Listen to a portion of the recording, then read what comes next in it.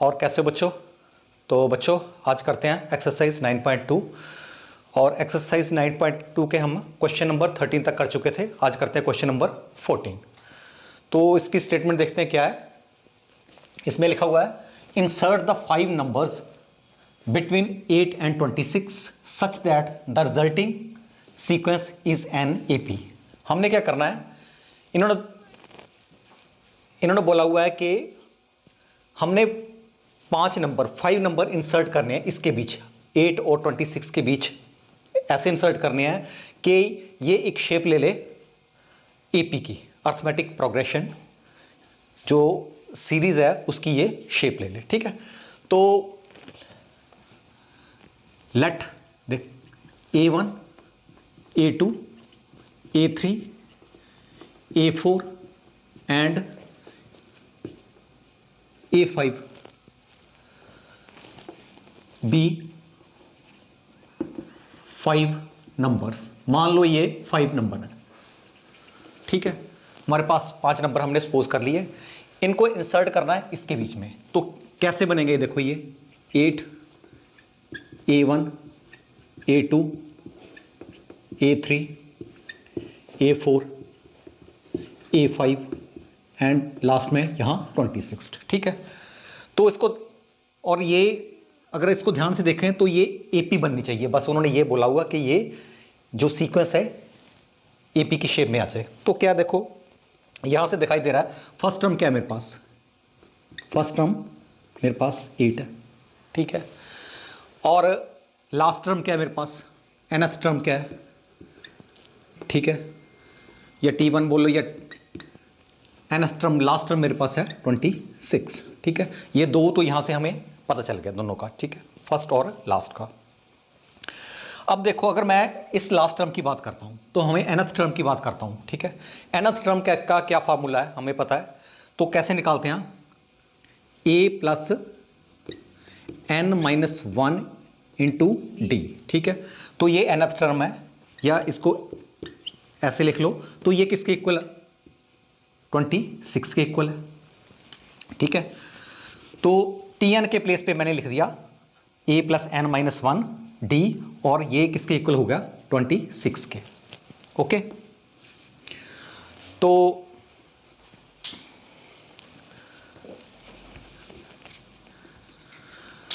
अब क्या हमें पता है कि फर्स्ट टर्म की वैल्यू यहां पुट करते हैं, तो मेरे पास क्या आया देखो, और देखो n की वैल्यू क्या है, पहले देखना n की वैल्यू क्या है। ठीक है, फर्स्ट टर्म तो हमारे पास 8 है ही है। ठीक है, nth टर्म क्या है, कहने का मतलब कि देखो 26 एक वैल्यू है, वो कहां पर खड़ी है वो। ठीक है, तो देखो 1 2 3 4 5 6 7 7th प्लेस पे खड़ी है। तो जो टर्म है nth जो टर्म है वो n की वैल्यू क्या है, 7 है। ठीक है ना, तो यहां पे मैं 8 प्लस 7 माइनस 1, और यहां पे d इज इक्वल टू 26, और इसमें से माइनस किया 8 plus 6d is equal to 26, दूसरी तरफ ले गए, मेरे पास क्या है 6d इज इक्वल टू 18, और d की वैल्यू मेरे पास क्या आ गई, 3। ओके, तो हमारे पास अब क्या है, फर्स्ट टर्म हमारे पास है d मीन्स कॉमन डिफरेंस हमारे पास है। तो हम इजिली देखो ये फर्स्ट टर्म है, देखो ना ये फर्स्ट टर्म A1 8 है, तो सेकंड टर्म मेरे पास क्या है, A2 क्या है मेरे पास, A2 है A1 small a2 second term. तो कैसे आती है second term, A plus common difference, या बोल लो इसको A1 बोल लो, एक ही बात है। ठीक है, सेकंड टर्म, अंडरस्टैंड। तो यहां पे मैं 8 प्लस 3 कितना आ गया, 11 आ गया। अब A3 की बात करते हैं, A2 की। A2 क्या है, तो ये थर्ड टर्म है, देखो ना फर्स्ट सेकंड थर्ड टर्म है। तो ये कैसे आता है, A प्लस डी 2D हो गया। तो इसका क्या आया 8 प्लस 6, तो कितना आया 40। या इसको जिसको नहीं समझ लगता ए प्लस डी कर दो, A प्लस डी, तो A प्लस 2D आ गया। ठीक है ना, इतना तो पता ही है आपको। तो ये मेरे पास आ गया 14। अब नेक्स्ट A3 की वैल्यू, A3 है 4th टर्म, तो ये कैसे थे A plus D plus D plus D, ठीक है, ऐड होता जाएगा कॉमन डिफरेंस, तो ये A प्लस 3D आ गया, ठीक है। 8 प्लस 6 3 इंटू 3 9, तो ये कितना आ गया 17। और A4 की बात करते हैं तो A5, तो 5th टर्म है ये, तो A प्लस 4D। वैसे भी आपने 5th टर्म का अगर फार्मूला देखना, A5 is equal to A plus 5 minus 1 into D, ठीक है ना, तो 4D आ गया। अब क्या है, ये मेरे पास है A plus 4 into 3, 8 plus 4 into 3 12, तो ये कितना आया 20। A5 की बात करते हैं, A5 मेरे पास है 6th टर्म, तो ये आया A प्लस 5D, तो ये 8 5 इंटू 3 15, ये कितना आया 23। तो 6th टर्म, ये 6th टर्म तक चले गए, ये हमने ये फाइंड करना था, हमने ये फाइंड कर लिया। तो अगर इसमें इंसर्ट करें, इसको देखो, अगर इसमें इंसर्ट करें 8, A1 के प्लेस पे 11, 14, 17, 20, 23 और 26, दिस इज रिक्वायर्ड AP, तो ये इट इज एन AP, ऐसे लिख सकते हैं आप, इट इज एन AP। तो यही पूछा हुआ था, AP की शेप देनी है इसको। तो बच्चों नेक्स्ट क्वेश्चन नंबर 15 एक्सरसाइज 9.2। तो देखो ये क्या है, इसमें दिया हुआ है if an plus a raise to power n plus b raise to power n an minus 1 b raise to power n minus 1 is the am arithmetic mean between a and b, दो number के बीच का arithmetic mean है ये this, ठीक है। तो simple है कि then find the value of n की वैल्यू फाइंड करनी है हमने, ठीक है। तो इसमें पहले आपको पता होना चाहिए कि टू नंबर्स का अर्थमेटिक मीन क्या होता है। कुछ नहीं है, दोनों नंबरों को ऐड करो और 2 से डिवाइड कर दो, तो हमारे पास वो अर्थमेटिक मीन आ जाता है 2 नंबर का, ठीक है।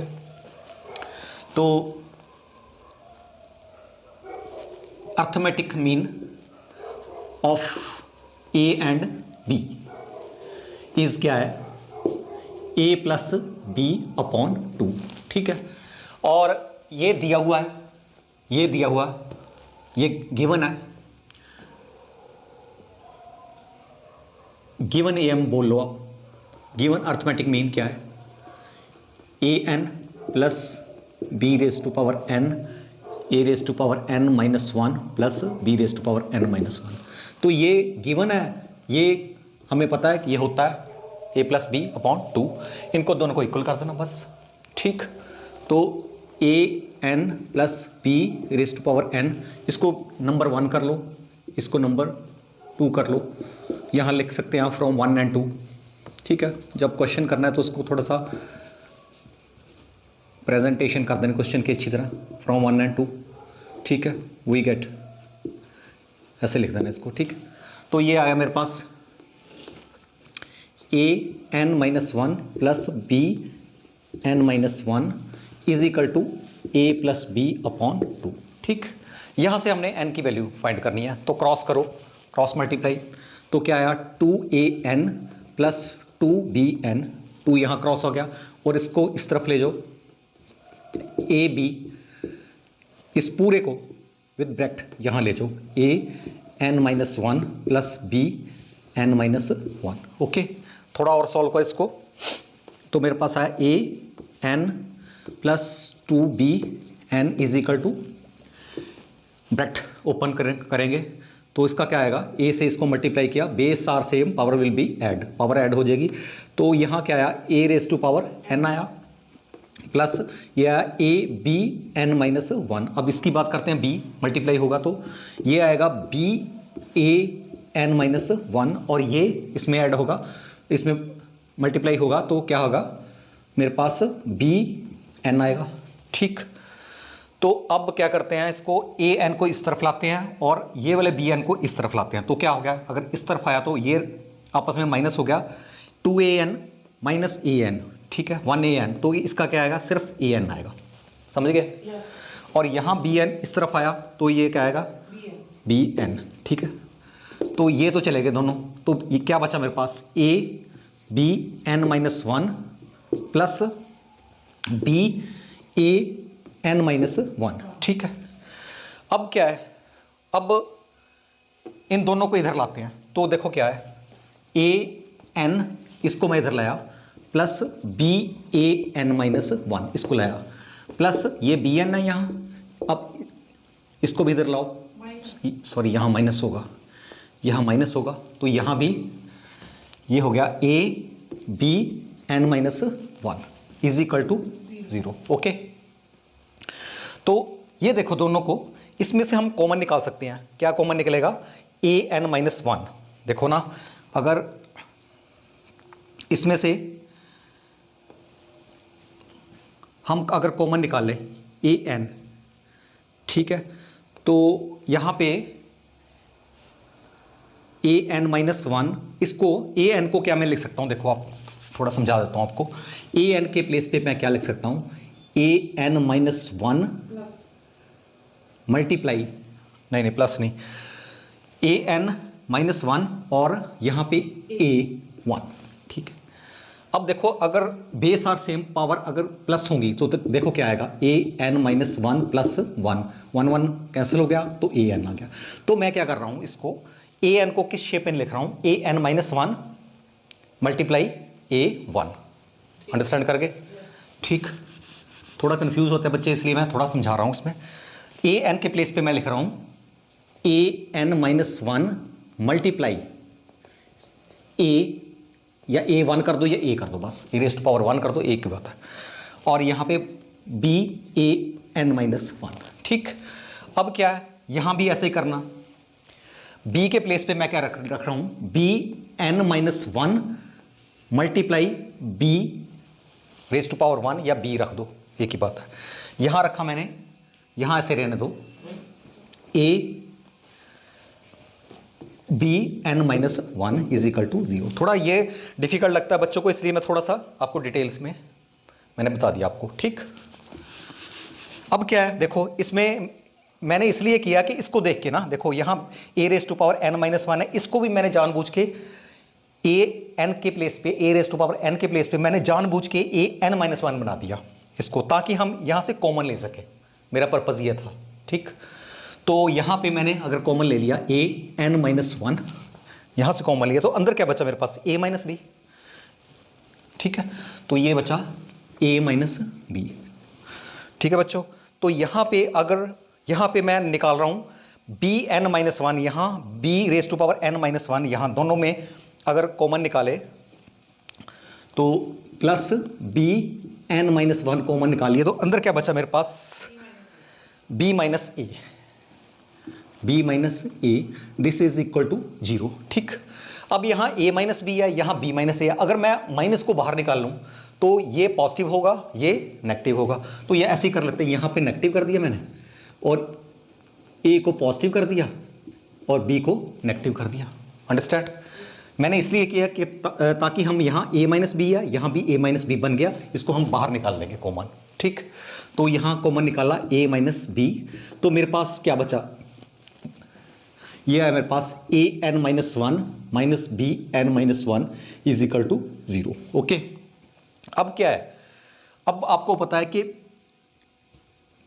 प्रोडक्ट ऑफ टू नंबर बोल लो, ठीक है, या टू कांस्टेंट बोल लो या टू वेरिएबल बोल लो, अगर दो चीज़ों की हम प्रोडक्ट करते हैं तो या तो ये 0 होता है या तो ये 0 होगा, दोनों में से एक तो 0 हो गई, तभी 0 हुआ ना, ठीक है। जैसे 2 इंटू 0 इज इक्वल टू 0, ठीक है, तो दोनों में से एक तो 0 हो गई, ठीक। दोनों भी 0 हो सकते हैं लेकिन एक तो 0 है ही है ना पक्का, ठीक। तो अगर मैं इसकी बात करता हूँ, क्योंकि देखो गिवन क्या दिया हुआ है इसमें कि A M between A and B, A and B दो डिफरेंट नंबर है, तभी इसके अर्थमेटिक मीन निकाल रहे हैं हम।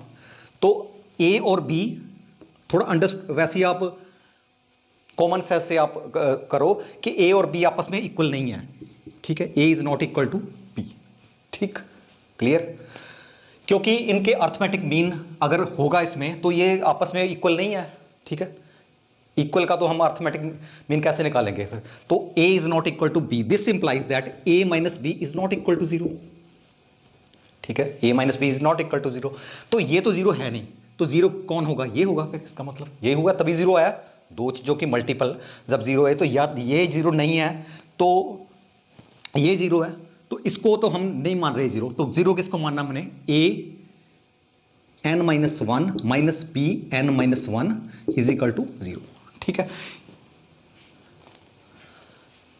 तो अब दूसरी तरफ ले जाए इसको, ए एन माइनस वन, इसको मैं उस तरफ ले गया तो बी एन माइनस वन, ठीक है। अब अगर मैं इसको मान लो मैं इसको एक से मल्टीप्लाई करता हूं तो कोई फर्क नहीं पड़ा, बी एन माइनस वन को एक से मल्टीप्लाई कर कोई फर्क नहीं पड़ा। अब मैं इसको नीचे लाता हूं तो मेरे पास क्या आया, A N minus one upon B N minus one is equal to one, okay. तो this implies A upon B कितना आया, N minus one is equal to one, ठीक। अब क्या है, हमने एक्चुअली फाइंड करनी है वैल्यू एन की, ठीक है। तो मैं वन के प्लेस पे क्या रख रहा हूं, तो थोड़ा ध्यान से देखो, वन के प्लेस पे मैं रख रहा हूं A upon B raise to power zero. इसका क्या मतलब है कि किसी समथिंग पावर जीरो, किसी की पावर अगर जीरो हो तो वन होता है, ठीक है। मैंने वन के प्लेस से रिप्लेस करके जानबूझ के, क्योंकि यहां ए अपॉन बी था, ठीक है, मैंने जानबूझ के यहां भी ए अपॉन बी कर दिया और इसकी पावर कर दी जीरो, ठीक। तो अब देखो बेस सेम है, ठीक है, तो दिस आपको पता है अगर दोनों इक्वल है, बेस सेम हो तो ये आपस में क्या होते हैं, इक्वल होते हैं, ठीक। तो मैंने क्या किया, n minus one is equal to zero, equal हो गए, तो n की वैल्यू क्या आई मेरे पास, वन। तो बच्चों यही निकालना था, यही हमारा आंसर। तो बच्चों क्वेश्चन नंबर 16, क्वेश्चन नंबर 16 की स्टेटमेंट पढ़ते हैं। तो स्टेटमेंट देखो, बिटवीन 1 एंड 31 दो नंबर दिए हुए हैं 1 और 31, m number have been inserted in such a way that the resulting sequence is an AP, ठीक है। हमने उसमें number of m number insert करने हैं, m हमें पता नहीं कितने करने हैं, m की वैल्यू नहीं हमें पता, m नंबर करने हैं इंसर्ट उसमें, ठीक है। तो और इस तरह इंसर्ट करने हैं कि वो एक एपी की शेप ले ले, ठीक। तो and the ratio of seventh, और साथ में और भी इन्होंने गिवन दिया हुआ है कि ratio of seventh and m minus oneth number is 5:9, ठीक है। सेवंथ नंबर और जो हमने m नंबर लेने से उसमें से सेवंथ नंबर और m minus one number, m minus oneth number जो है उसकी रेशियो कितनी है, 5:9। तो find the value of m की वैल्यू हमने फाइंड करनी है। तो ये क्वेश्चन है, तो जैसे जैसे क्वेश्चन होगा वैसे वैसे हम चलते जाएंगे।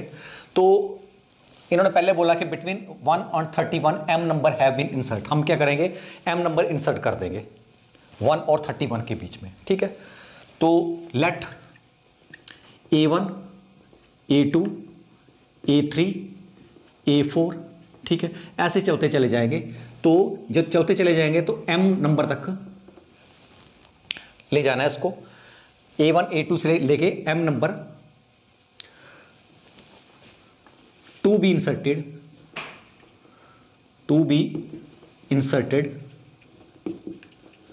बिटवीन, जो दिया हुआ है बिटवीन किसके, बिटवीन 1 एंड 31 के बीच में इंसर्ट करने हैं, ठीक। तो अगर इंसर्ट करें देखो, तो 1 a1 a2 a3 a4 ऐसे चलते चले जाओ। जब चलते चले जाएंगे यहाँ m तक चल जाना है, ठीक है, और लास्ट में क्या है, यहाँ 31। तो ये जो है इंसर्ट कर दिए, तो इट इज़ एन एपी, ये भी उन्होंने बोल दिया है कि इस तरह इंसर्ट करना है कि वे एपी की शेप ले ले। इज एन एपी, ये एपी है, ओके। ठीक, तो अगर ये एपी है, ठीक, अब अगर एपी है तो इसमें फर्स्ट टर्म क्या होगी, साफ दिखाई दे रहा है, फर्स्ट टर्म बच्चों ये है, इसको ए भी लिख लो या A1 लिख लो, फर्स्ट टर्म मेरे पास है 1, ओके। इसकी लास्ट टर्म nth टर्म कितनी दी हुई है, इसकी वैल्यू कितनी है लास्ट टर्म की 31, ठीक है। लेकिन आप, मैंने पहले बोला था कि इसकी पोजीशन क्या है, ठीक है। देखो अगर मैं यहां से बात करता हूं, यहां से नहीं, फर्स्ट टर्म से नहीं बात करता हूं, तो यहां से अगर लेकर अगर मैं यहां तक बात करता हूं तो m टर्म हमारे पास है, ठीक है, m नंबर है, एक 1 2 3 4 5 6 7 टोटल कहां m नंबर मिलेंगे, ठीक है।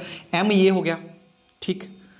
और अगर मैं इसको भी ऐड कर लूं, यहां से शुरू करूं तो m+1 हो गया, यहां तक कितना आया m+1, तो यहां पर कितना हो जाएगा m+2, ठीक है।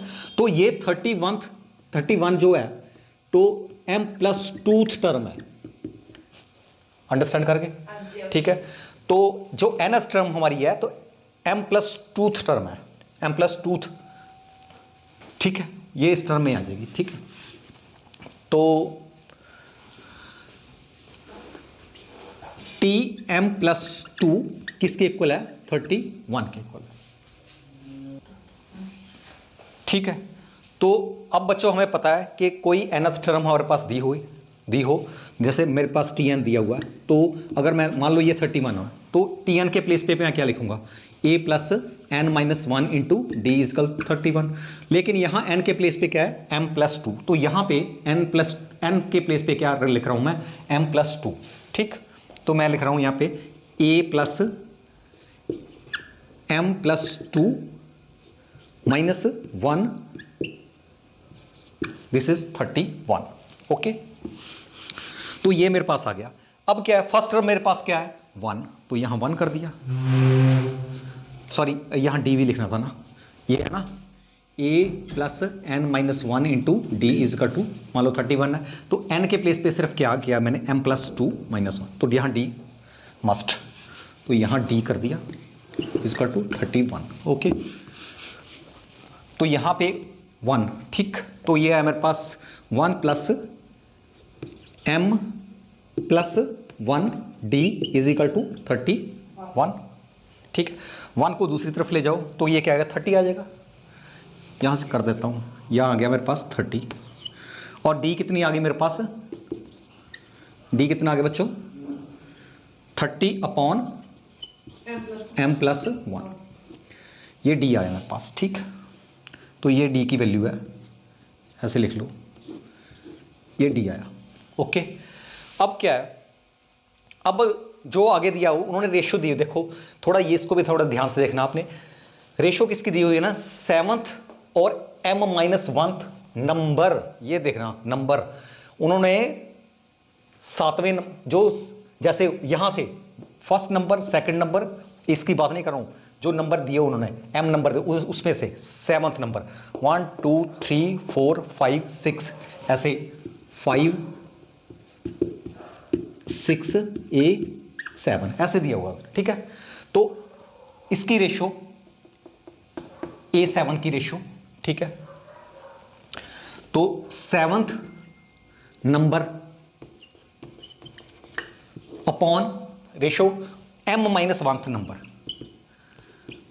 m-1 नंबर, ठीक है। इसकी रेशो किसके इक्वल दी हुई उसने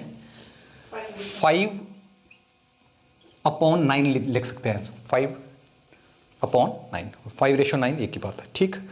अब क्या है देखो, हम इसको जो नंबर है यहां देखो 7 यहां नंबर है, लेकिन ये टर्म कौन सी है, इसको टर्म देखो, अगर एक 1 2 3 4 5 6 7, तो ये एक यह टर्म की जब बात करते हैं हम एपी की बात कर रहे हैं, तो यहां टर्म कौन सी है, अगर इसको विद रिस्पेक्ट टू टर्म देखना है, टर्म के रूप में देखना है इसको, ठीक है। तो क्या है टर्म, ये first term, first second third fourth fifth sixth seventh 8, number बेशक 7th है लेकिन ये टर्म कौन सी है 8th, एक बढ़ के है, उससे एक बढ़ गया। तो 7th नंबर तो है, लेकिन इस 8th टर्म कौन सी है?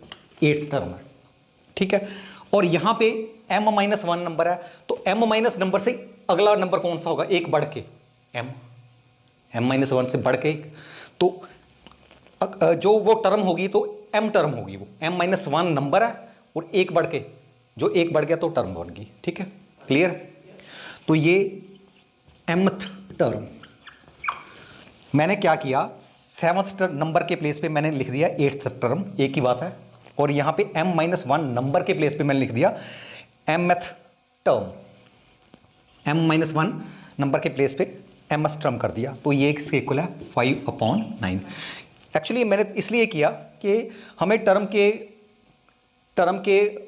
को हम ओपन भी कर सकते हैं, ठीक है, टर्म से हम डील भी कर सकते हैं, उसका फार्मूला भी हमारे पास है, नंबर का तो फार्मूला कोई नहीं है ना, इसलिए हमने इसको टर्म में चेंज कर दिया, सीधी सी बात है। तो 8th टर्म के लिए क्या करना है, 8th टर्म कैसे निकालते हैं? a + 8 - 1 × d, ऐसे निकालते हैं ना, ठीक है। तो क्या आएगा? a + 7 - d, 8 टर्म जब निकालनी है तो 7d। और इसको कैसे निकालना है, mth टर्म कैसे निकालते हैं? a + m - 1 × d, mth term निकालनी है, तो ये किसके इक्वल आ गया? 5/9। ओके, अब इसको थोड़ा सॉल्व कर लो। अच्छा, a के प्लेस पे a1 लिख दो, a फर्स्ट टर्म तो हमें पता ही है, फिलहाल मैं यहाँ 1 लिख देता हूँ, d को बाद में लिखेंगे हम, यहाँ 1 कर दिया, यहाँ भी मैंने 1 कर दिया, थोड़ा सिंपल कैलकुलेशन हो जाएगी, ठीक। तो दूसरी तरफ ले जाओ, क्रॉस कर दो, मल्टीप्लाई, तो मेरे पास क्या आया? 9 + 63d, ओके। और यहाँ पे आया a उस तरफ जाएगा तो मेरे पास क्या आया? 5 + 5d m-1, ओके। तो अब क्या है, इसको 5 को इधर लाओ, मेरे पास क्या आया? 4 + 63d, ठीक। तो ये है 5d m-1, ठीक। अब क्या करते हैं कि इसको दूसरी तरफ ले जाओ, d की वैल्यू बाद में पुट करते हैं इसको, तो मैं इस तरफ ले गया, ये 4 = 5d m-1 - 63d, माइनस हो गई ना, उस दूसरी तरफ चलेगी, ओके। तो इसमें d कॉमन निकाल लो, 4 = 5 m-1 - 63, और इसे ब्रैकेट में कर लो, इसको कर लो d, ठीक। थोड़ा और सॉल्व करो इसको, 4 = 5m - 5 - 63, तो आपस में इसको किया तो क्या है? 68 आ गया ना, -68, 5 - 68, और यहां क्या आया? d, ठीक। और अब जब ऐसा करते हैं कि d को नीचे इस तरफ लाते हैं, तो मेरे पास क्या आया? 4d = 5m - 68, okay. अब क्या करना, d के प्लेस पे क्या है जो हमने निकाला है? d 30/m+1, यहां पे मैं क्या कर रहा हूं? 4d के प्लेस पे मैं लिख रहा हूं 30/m+1 = 5m - 68, ठीक है बच्चों। इसको मैंने ऊपर कर दिया, तो ये क्या आया? 4, यही कर देते हैं, 4m+1, यहां पे 4m+1, थोड़ी कैलकुलेशन है, इसको थोड़ी गलती होने की थोड़ी चांसेस है इसमें, तो थोड़ा मैं ध्यान से कर रहा हूं इसको। तो क्या आएगा? 4m+4, 30 को दूसरी तरफ ले जाओ, यहां क्या आएगा मेरे पास? 150m माइनस इसको 68 × 30, 2040 आ गया, ठीक। अब क्या है, इसको इस तरफ लाओ, इसको इस तरफ लाओ, ठीक है, m को सेपरेट कर देना, मेरे पास क्या आया? 2044, यहां पे प्लस आ 44, 44। ओके, तो इसको इस तरफ ले जाओ, तो मेरे पास है 146m। ठीक है बच्चों, तो m क्या आएगा मेरे पास 2044 अपॉन 146। ये आपस में डिवाइड करो, डिवाइड करके कितना आ गया 1 4। ठीक है, तो ये m की वैल्यू हमने निकालनी थी, तो m की वैल्यू क्या आई 14 आई। ठीक है, तो इसका मतलब हमने कितने 14 नंबर ऐड किए इसमें। ठीक है ना, तो m की वैल्यू यही निकालना है, तो यही आंसर है बच्चों इसका। तो बच्चों क्वेश्चन नंबर 17, क्वेश्चन नंबर 17 की स्टेटमेंट में a man started repaying a loan as a first instalment of ₹100। ठीक है, if he increases the instalment by ₹5 every month. तो इसमें क्या कहता है, एक बंदा है, उसने अपना लोन लिया और उसने लोन वापस करना है, तो उसकी इंस्टॉलमेंट्स कहाँ से शुरू की उसने, ₹100 उसने फर्स्ट मंथ से स्टार्ट की। ठीक है, और वो एवरी मंथ ₹5 इंक्रीज कर रहा है। ठीक है, जैसे फर्स्ट मंथ में जनवरी में उसने ₹100 दिया, फरवरी में वो 105 देगा और मार्च में 110 देगा, ऐसे उसने ₹5 इंक्रीज करना शुरू कर दिए। तो लोन की रीपेमेंट करनी थी उसने, तो what amount he will pay in the 30th instalment. जब उसकी 30th लास्ट इंस्टॉलमेंट होगी, या बोलो 30th इंस्टॉलमेंट में वो कितना पे करेगा, उसमें उस वक्त उसकी कितना पे करेगा। तो बस ये देखना हमें। तो देखो इसमें क्या है, अगर मान लो फर्स्ट टर्म 100 है, इसको एपी की फॉर्म में आ जाएगी ये देखो, तो सेकंड कितनी होगी 105, थर्ड कितनी होगी 110, नेक्स्ट कितनी होगी 115। तो ये ऐसे चलते चले जाएगा। ठीक है, तो ये फर्स्ट सेकंड। ठीक है, तो यहाँ पे 30th जो टर्म है, ठीक है, जो 30th टर्म है, तो यहाँ पे हमने ये फाइंड करनी है कि कितना अमाउंट होगा यहाँ पे। तो यहाँ पे इसकी वैल्यू फाइंड करनी है 30th टर्म पे कितना अमाउंट होगा। ठीक है, इतना सा क्वेश्चन है ये। तो इसमें फर्स्ट टर्म मेरे पास क्या है 100, तो कॉमन डिफरेंस कैसे करता है, दिस माइनस दिस, ये दिस बाद वाले को फर्स्ट से माइनस करना है, तो कॉमन डिफरेंस कितना आ गया 5। ठीक, तो 30th टर्म T30th निकालनी है। कैसे निकालते हैं, a plus n minus 1 into D. अब n कितना है इसमें 30th है। ठीक है, तो क्या आएगा मेरे पास a प्लस 29d। ठीक, तो T30th क्या आया, a के प्लेस पे 100 रखो और 29 और d के प्लेस पे 5 रखो। 29 इंटू 5 कितना होता है, और प्लस 100 245। तो T30th कितना आएगा 245। तो यहाँ क्या आएगी 245। तो बच्चों यही आंसर है इसका, T30th निकालनी थी। तो बच्चों क्वेश्चन नंबर 18 ये लास्ट क्वेश्चन है हमारा इस एक्सरसाइज 9.2 का। तो ये पढ़ते हैं इसकी स्टेटमेंट। देखो इसमें क्या है, the difference between any two consecutive interior angles of a polygon is 5 degree. ठीक, if the smallest angle is 120 degree, find the number of sides of polygon. ठीक है, तो देखो पहले इसको अंडरस्टैंड करो कि हमारे पास क्या दिया है, the difference between any two consecutive interior angle जो है और कोई पॉलीगन है। देखो पॉलीगन क्या होती है, एक क्लोज फिगर होती है, स्ट्रेट लाइन की बनी होती है। जैसे थोड़ा अंडरस्टैंड करो इस क्वेश्चन को, ऐसे मान लो, ऐसे कोई भी ये पॉलीगन है। ठीक, कुछ भी हो सकता है, नंबर ऑफ इसकी साइड्स जितनी मर्जी हो सकती हैं। तो ये स्ट्रेट लाइन होगी। ठीक है, ऐसे, तो इसमें ऐसे एंगल बने होंगे। ठीक है, तो कुछ ऐसे होंगे। ठीक, तो वो बोल रहा है, कहते हैं स्मॉलेस्ट एंगल इसमें क्या है 120 डिग्री है, 120 स्मॉलेस्ट एंगल है। ठीक, और साथ में वो बोल रहा है कि कंसेक्टिव जो उसके अगला होगा, तो ये 5 डिग्री का डिफरेंस होगा इसमें। 5 डिग्री का डिफरेंस पड़ जाएगा। इस ये 125 डिग्री हुआ ये, ठीक है। और ये कितना हो गया 130 होगा। ये कितना होगा, थोड़ा और शेप कुछ भी हो सकती है, ऐसा हो, चलो ये 135 होगा। तो ऐसा इसके एंगल बना रहा है, ठीक है। तो एंगल बनाते बनाते, ठीक है, तो कितनी हमारे पास कितनी साइड्स होंगी, ठीक है। देखो देखो एंगल कितने बनेंगे हमारे पास, मैक्सिमम 180 से ज़्यादा एंगल नहीं बना सकता अगर बढ़ता चला जाए तो। देखो अगर मान लो ये 180 तो ऐसे हो जाएगा ना, फिर तो ये ओपन हो जाएगी, क्योंकि क्लोज तो ऐसे थोड़ा 180 से कम होगा तभी क्लोज में रहेगा ना, ठीक है, अंडरस्टैंड करके। तो ये बनाते बनाते जब ये एंगल बना लेगा तो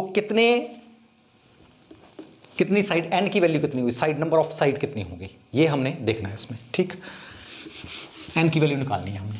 तो देखो अगर मैं इसको देखूं, अगर अच्छा मैं थोड़ा आपको और बताना चाहता हूं कि अगर पॉलीगन हमारे पास कोई है, ठीक है, मान लो ये भी पॉलीगन, देखो ये भी पॉलीगन है मेरे पास, ये ट्राइंगल भी पॉलीगन होता है, ठीक है। तो ये रेक्टेंगल है जिसकी 4 साइड्स है, वो भी पॉलीगन है। स्क्वायर भी पॉलीगन है, पेंटागन भी पॉलीगन है, ठीक है। तो अगर इसकी हमने एंगल निकालना हो, सम ऑफ एंगल निकालना, आपको पता है सम ऑफ एंगल कितना होता है इसका, 180, पता है ना। तो इसका कितना होता है रेक्टेंगल का सम, 360, ठीक है। हमने 9th क्लास में ये पढ़ा हुआ है कि इनका निकालना हो तो हमारे पास अगर साइड हो तो भी हम एंगल निकाल सकते हैं, सम ऑफ एंगल निकाल सकते हैं। तो सम ऑफ एंगल का क्या फार्मूला था, सम ऑफ एंगल हम कैसे निकाल सकते हैं किसी पॉलीगन का, तो ये था n-2 इंटू 180 डिग्री, ठीक है।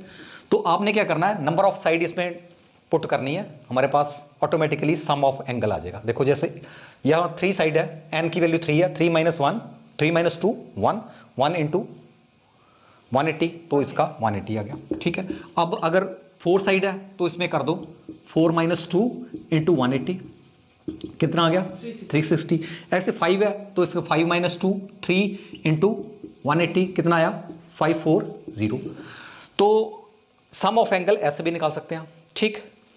तो ये हमारा इस क्वेश्चन में काम आएगा, इसलिए मैंने थोड़ा सा आपको इसके बारे में बताया, ठीक। तो अब देखो, तो अगर मैं फर्स्ट टर्म 120 लेता हूं, 1 पॉलीगन की फर्स्ट एंगल 120, तो नेक्स्ट एंगल उसने बोला कितना होगा 125, उससे नेक्स्ट कितना हो गया 130, उससे तो ये ऐसे चलता चला जाएगा, ठीक है। तो ये किस शेप में आ गया, एपी की शेप में आ गया, it is an AP, is an AP में आ गया, ठीक है।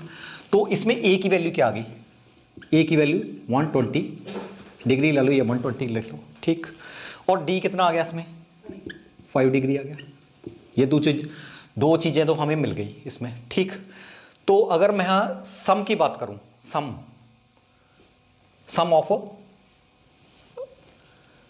एंगल ऑफ पॉलीगन, ठीक है, अकॉर्डिंग टू जो हमारा एपी का फार्मूला है, ठीक। तो इसमें क्या आएगा, सम का क्या फार्मूला है, S N is to n/2 2a plus n-1 into D, यही फार्मूला है हमारे पास, ठीक।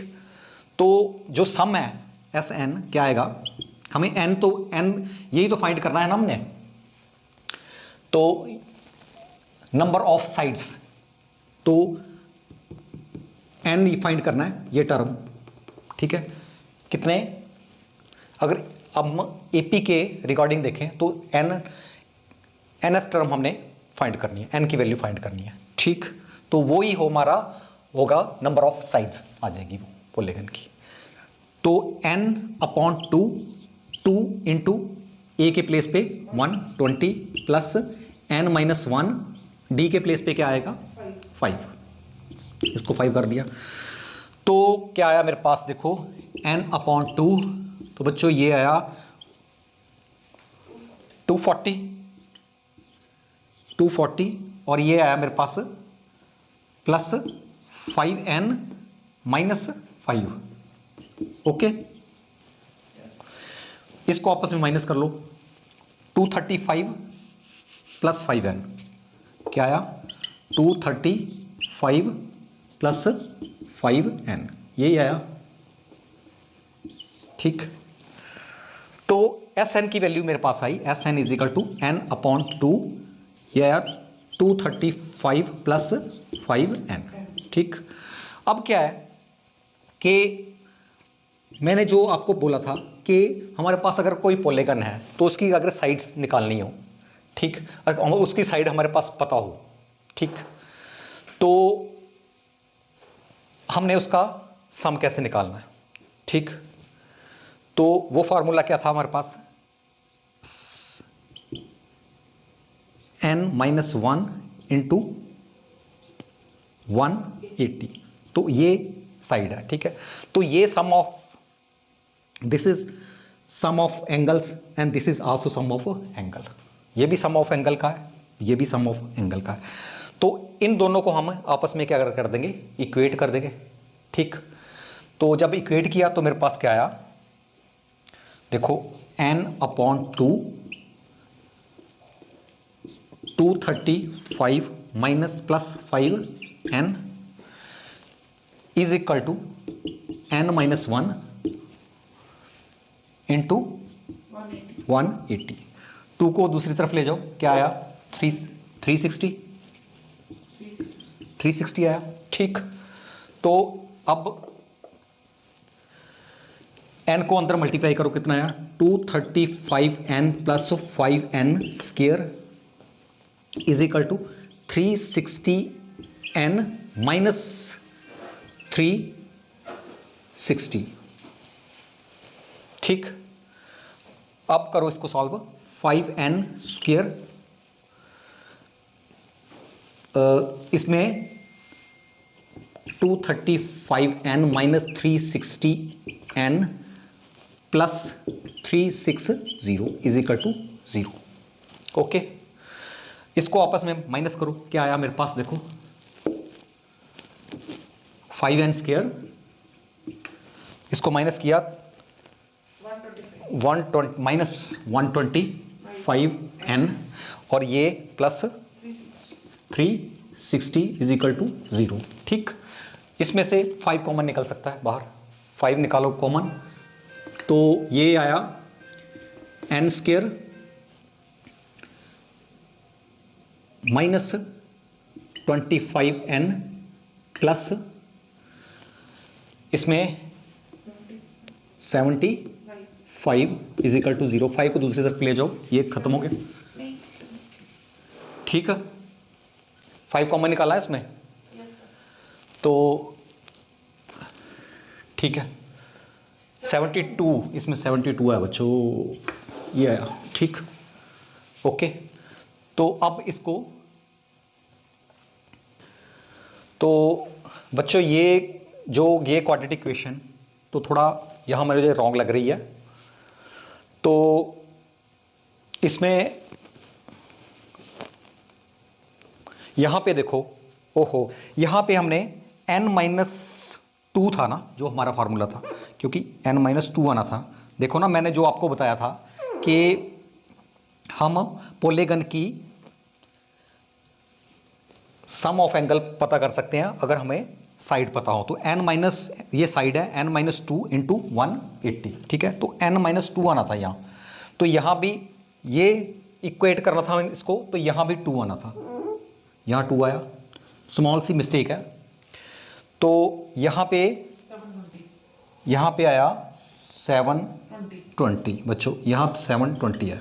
ठीक है, तो बच्चों यहाँ पे 720 आ गया, ठीक है ना, और यहाँ पे भी 720 आ गया, यही थोड़ी स्मॉल मिस्टेक थी, 720 आ गया बच्चों। ठीक, और यहाँ पे कॉमन निकालो तो ये कितना आ गया, 144। 5 निकाला ना, यहाँ बाहर निकाल दिए, 5 बाहर निकाला तो 144 आया। अब क्वाड्रेटिक इक्वेशन के फैक्टराइज इजीली कर हो जाएंगे, तो 5 नीचे आया, तो ये अब बचे मेरे पास। ठीक है, तो इसको 144 इसको फैक्टराइज करना है, तो ये क्या है, n square minus 9n minus 16n, 25 को ब्रेक कर दिया हमने, 16 इंटू 9 144। ठीक, प्लस 144 इज इक्वल टू 0। ठीक, इसमें 9n कॉमन निकाला तो n माइनस 9, इसमें से मैंने माइनस कॉमन निकाल दिया, साथ में 6 16 कॉमन निकाला तो क्या है मेरे पास n minus 9 is equal to 0। तो मेरे पास क्या है n माइनस 9 फिर निकाला कॉमन तो n minus 16 is equal to 0। तो n is equal to 9 and n is equal to 16। बच्चों ये दो आया मेरे पास, ठीक है। अब साइड या तो 9 साइड होंगी उनकी, या तो number of sides of polygon 9 होंगी, या number of sides of polygon 16 होंगी, ठीक है। अब देखो इनमें से देखते हैं कौन सी होगी। तो देखो अगर मैं बात करता हूं n, ठीक है, nth टर्म tn क्या है a plus n minus 1 into D, ठीक है। nth टर्म जो होती है साइड है। तो जब इसकी बात करते हैं तो ये क्या होगा, a कितना है मेरे पास 120 प्लस n 16 है, 16 हमारे नंबर ऑफ साइड 16 होगी। तो यहां पे 15 डी मीन्स 5, ठीक है। ये कितना आ गया 120 प्लस 75 कितना आ गया 195। तो अगर नंबर ऑफ साइड 16 होगी, देखो ना, अगर ऐसे हमारा ऐसे साइड बनाता जाएगा पॉलीगन, ऐसे साइड बनाता जाएगा पॉल, ठीक है, ऐसे साइड बनाता जाएगा। अगर नंबर ऑफ साइड 16 होगी 1 2 3 ऐसे 16 होगी, तो जो एंगल 16 तो लास्ट वाला जो एंगल हमारा बनेगा यहाँ पे तो 195 बनेगा। देखो बच्चों 195 जब एंगल बनेगा तो ये 180 पे सीधा हो जाता है, तो फिर बंद ही नहीं होगा, ये 180 से कम होगा एंगल, तो ये तो चलेगा नहीं, ठीक है। नंबर ऑफ साइड n तो 16, ये रिजेक्ट करना पड़ेगा हमें, ये रिजेक्ट करना पड़ेगा, ठीक है। अगर बात करते हैं 9th की तो उसका लास्ट वाला एंगल कितना होगा, अगर मैं इसमें करता हूं देखो T9, ये हमारा वैसे आंसर आ गया, आंसर हमारा ये है। तो T9 की बात करते हैं, ठीक है। तो वो ये क्या होगा, A means 120 plus N means 9 minus 1, D means 5 कितना आ गया 120 प्लस 40, ठीक है, 840 तो कितना आ गया 160। तो लास्ट एंगल ये चल जाएगा, ये तो चलेगा, लास्ट वाला एंगल जो होगा ऐसे बढ़ते चले जाए 120 125 1, तो लास्ट जो 9th वाली साइड होगी, लास्ट में एंगल बनेगा 160। तो हमारा ये आंसर होगा n is equal to 9, number of side इसकी 9 होंगी, ठीक है। तो बच्चों आज हमने इस एक्सरसाइज 9.2 को हमने आज कंप्लीट किया। आज के लिए इतना ही।